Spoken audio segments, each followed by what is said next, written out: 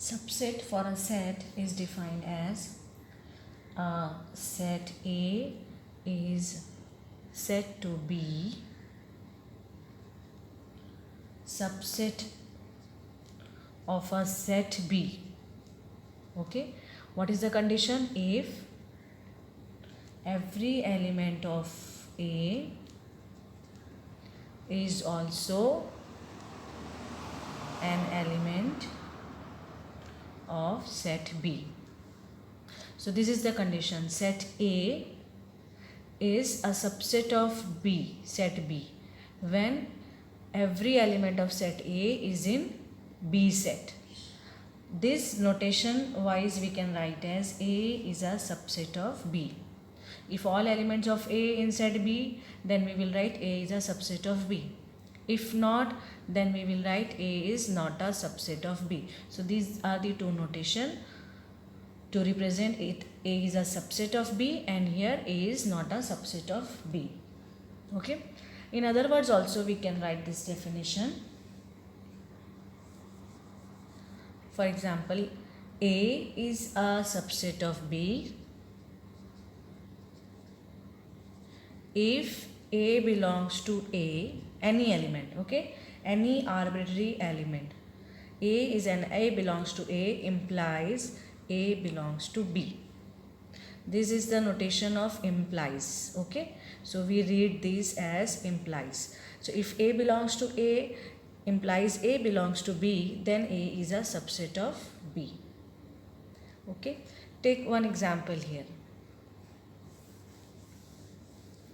Suppose A is 1, 2 and B is 1, 2, 3, 4. Now what we can say here? Each element of A is in B also, isn't it? So A is a subset of B because 1 belongs to A, 1 belongs to B also, 2 belongs to A and 2 belongs to B also, isn't it? So A is a subset of B. One more example we can take here. Suppose A equals to 1, 2 and B is equal to 1, 2. Now A is 1, 2 and B is 1, 2. Here also 1 is a element of set A also and 1 is element of set B also. So what we can write? A is a subset of this B. But since A both sets are equal, we can write A and A. So this time A is a subset of A.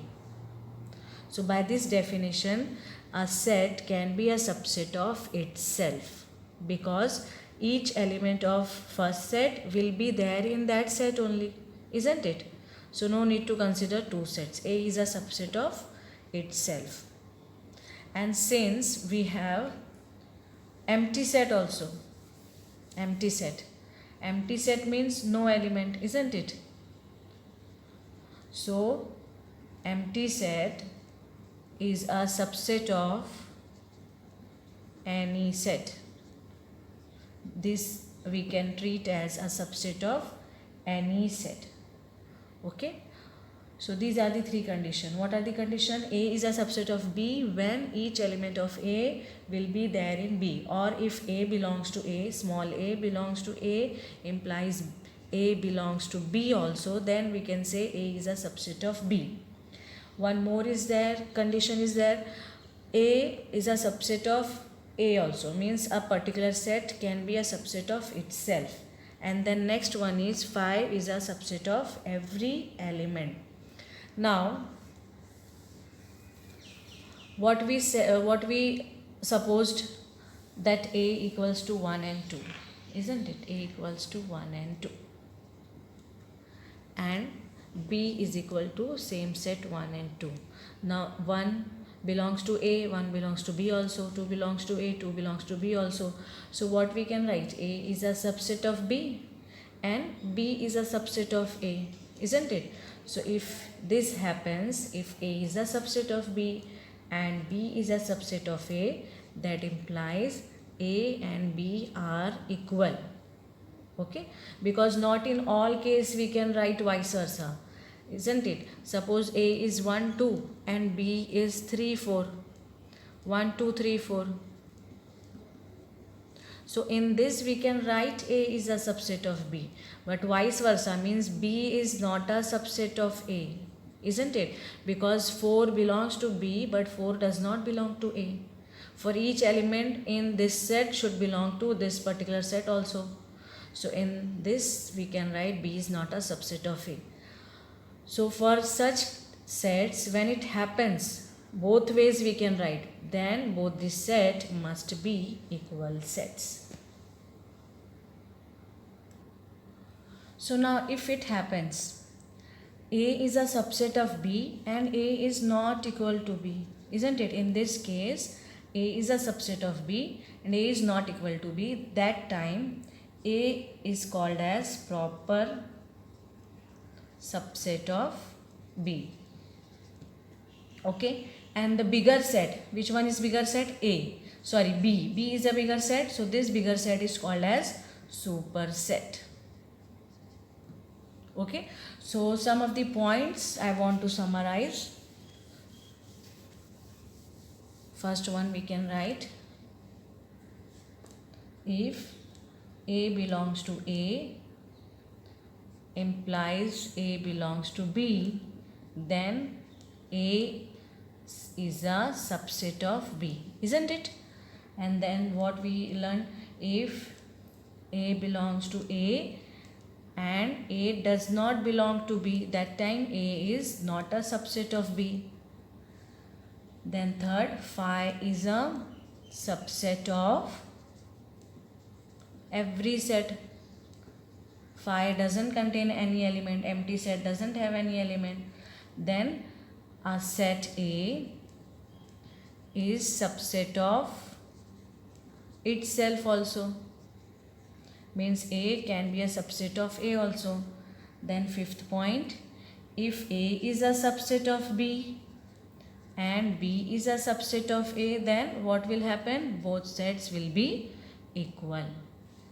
And then if A is a subset of B but A and B are not equal, that time A is proper subset and B proper subset and B will be superset. The set which is bigger, that will be superset. Now we have many sets in mathematics, isn't it?